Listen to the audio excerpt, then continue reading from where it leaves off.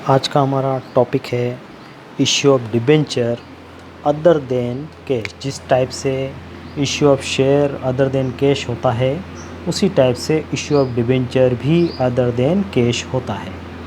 तो आज का हम डिस्कस करेंगे इश्यू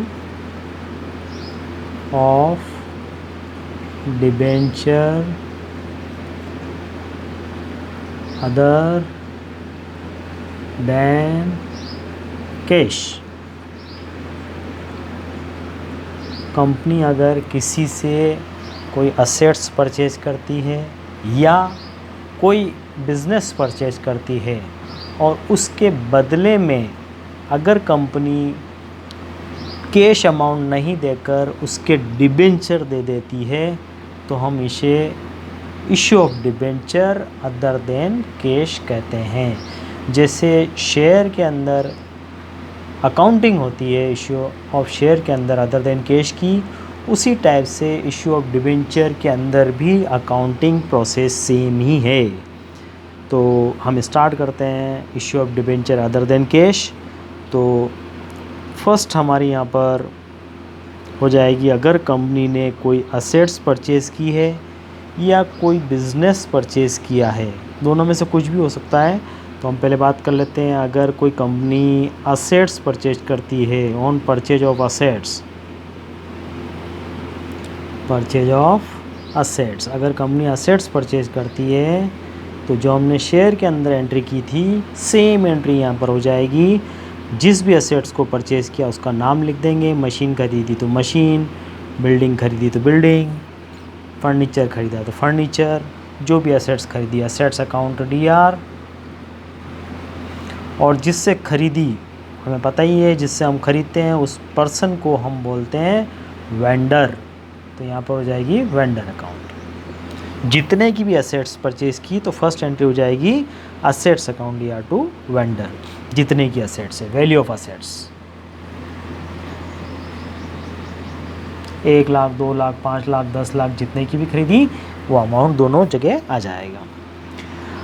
इसी तरह अगर कंपनी ने किसी बिज़नेस को परचेज़ किया, कभी कभी कोई पुराना बिज़नेस कंपनी ख़रीद लेती है, तो ऑन परचेज ऑफ बिज़नेस, अगर बिज़नेस परचेज़ किया ऑन परचेज ऑफ बिज़नेस,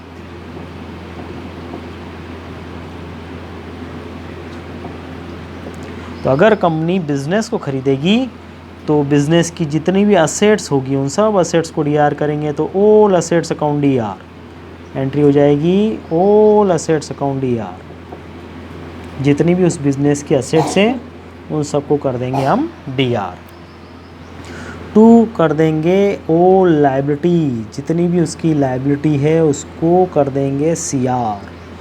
और टू उस कंपनी का नाम आ जाएगा जिससे हमने खरीदी, टू वेंडर अकाउंट। यहाँ पर आ जाएगा value of assets, total amount, यहाँ आ जाएगा वैल्यू ऑफ लायबिलिटी, और यहाँ पर आ जाएगा परचेज कंसिडरेशन, जितने में हमने परचेज की।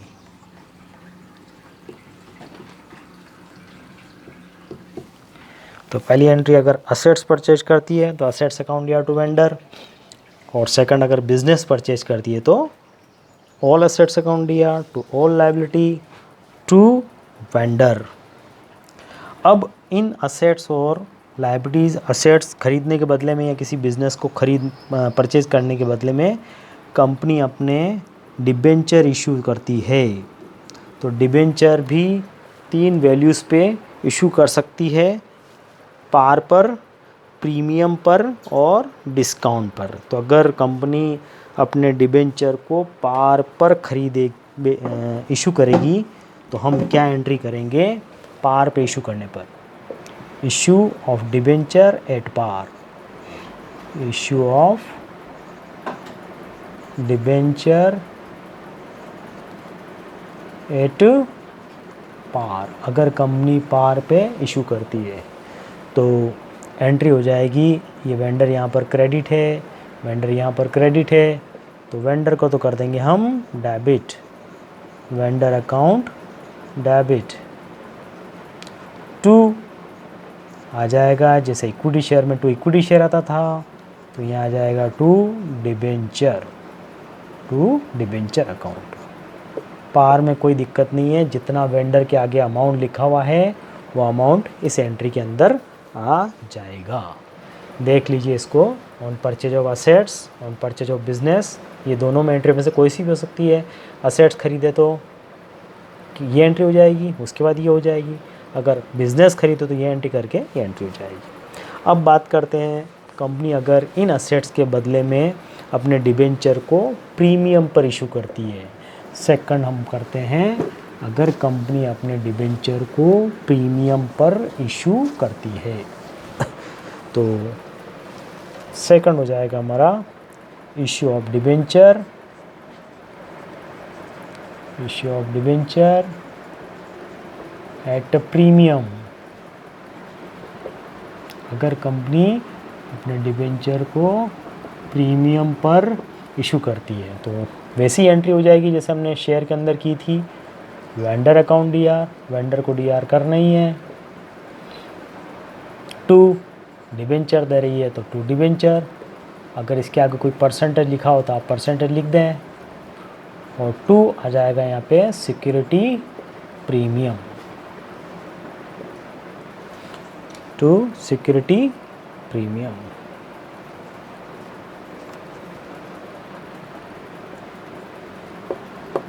यहाँ पे ध्यान रखना है, जैसे हमने शेयर्स के अंदर नंबर ऑफ़ शेयर निकाले थे, वैसे ही यहाँ पर नंबर ऑफ़ डिबेंचर निकालने पड़ेंगे। तो नंबर ऑफ़ डिबेंचर कैसे निकालेंगे?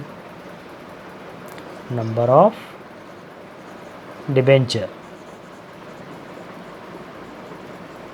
इजिकल टू वेंडर का जो भी अमाउंट हो, ऊपर जो लिखा हुआ है वेंडर अमाउंट, यहाँ पे जो लिखा हुआ है जितने में उससे खरीदी assets, divided by face value of debenture plus percentage of premium. Vendor का अमाउंट, फेस वैल्यू जो भी डिबेंचर अगर 100 का तो 100 प्लस 20% प्रीमियम है तो 20, तो यानी कि कितने से डिवाइड कर देंगे हम 120 से, तो इससे क्या निकल जाएंगे नंबर ऑफ़ डिबेंचर। तो यहाँ पे मल्टीप्लाई हो जाएगा नंबर ऑफ़ डिबेंचर इंटू 100 का है तो 100, और यहाँ पे हो जाएगा number of debenture into premium 20 है तो 20, तो ये अमाउंट आ जाएगा, टोटल अमाउंट यहाँ जाएगा। इसी तरीके से इशू ऑफ डिबेंचर अगर डिस्काउंट पे होते हैं, issue of debenture at discount, तो क्योंकि प्रीमियम कंपनी के लिए प्रॉफिट है तो हमने इसको क्रेडिट किया, तो डिस्काउंट कंपनी के लिए लॉस है तो हम इसको क्या कर लेंगे, डेबिट कर लेंगे। थोड़ी सी एंट्री चेंज हो जाएगी, एंट्री हो जाएगी vendor account DR, discount company के लिए लॉस है तो discount on issue of debenture to debenture.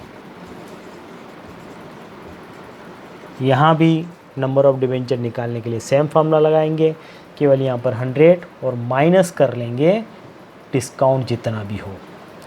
तो यहाँ पे मैं लिख देता हूँ amount of vendor divided by 100 minus 5% discount है तो 5 कर लेंगे, तो कितने से डिवाइड कर लेंगे 95 से। तो यहाँ पर नंबर ऑफ़ डिबेंचर